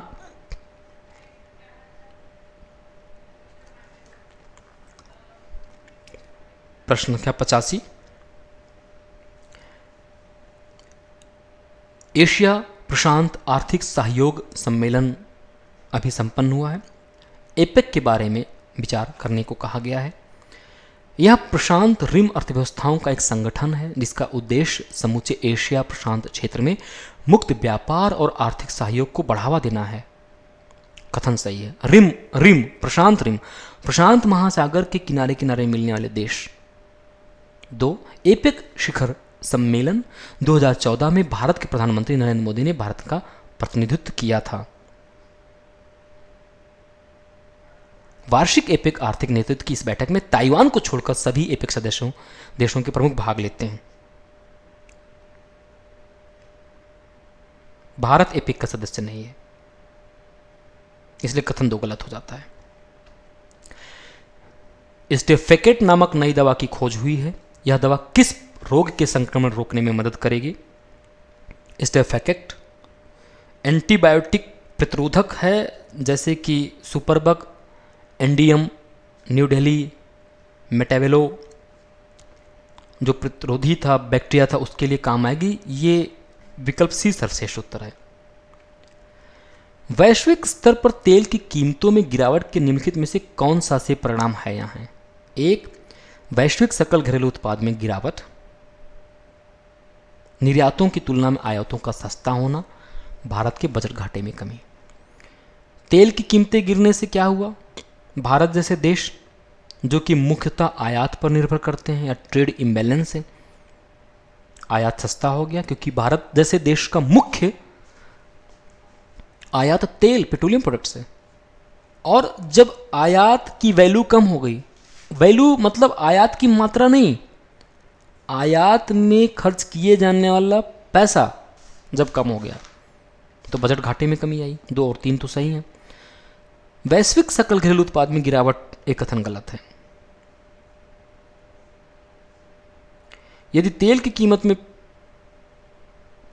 वैश्विक सकल घरेलू उत्पाद में गिरावट एक गलत है, क्योंकि ये एक तरीके से वृद्धि हो रही है। 2 और 3 सही हैं। फ्रांसीसी ईस्ट इंडिया कंपनी एक स्वतंत्र कंपनी थी, गलत है, सरकारी संरक्षण में थी, इसीलिए गलत हो गया। 2 और 3 सही हैं। ऑल इंडिया मुस्लिम लीग के संदर्भ में निम्नलिखित कथनों में से कौन सा से कथन गलत है या है? आधिकारिक रूप से इस दल का गठन वर्ष 1905 में हुए बंगाल विभाजन के विरोध में किया गया था। जी नहीं। मुस्लिम लीग की स्थापना 1906 में की गई थी ढाका में। कथन 1 गलत है, 2 सही है। विकल्प ए सर्वश्रेष्ठ उत्तर है। हुमायूं कभी भी शेरशाह सूरी को नहीं हरा पाया। सही है। हुमायूं ने दिल्ली में दीन पनाह नामक शहर बसाया था। यह भी सही है। दोनों कथन सही। विकल्प सी सर्वश्रेष्ठ उत्तर है। प्रश्न संख्या, कैंथराइडिन एक दवा होती है जो केशों के उपचार में प्रयोग की जाती है। यह किस कीट के मृत शरीर को सुखाकर पीसकर बनाई जाती है? इसका उत्तर है lady bird beetle. Lady bird beetle एक प्रकार की बीटल होती है, कीड़ा होता है। इसके शरीर के ऊपरी आवरण को सुखाकर और पीसकर बनाया जाता है, जो कि एक प्रोटीन संबंधित संरचना होती है।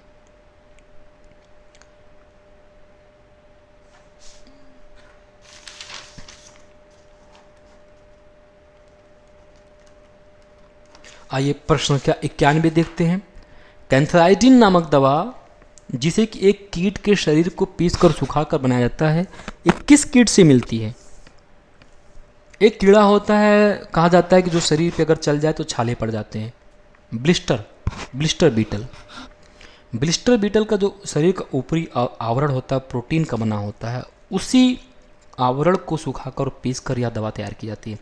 ब्लिस्टर बीटल इसका उत्तर है। प्रश्न संख्या 91, ब्लिस्टर बीटल। पर्वत चोटी को देश से मिलाना है। एकांकागुआ दक्षिण अमेरिका में सुमेलित है। माउंट मैकिनले उत्तरी अमेरिका सुमेलित है। माउंट कोसियुस्को ऑस्ट्रेलिया सुमेलित है।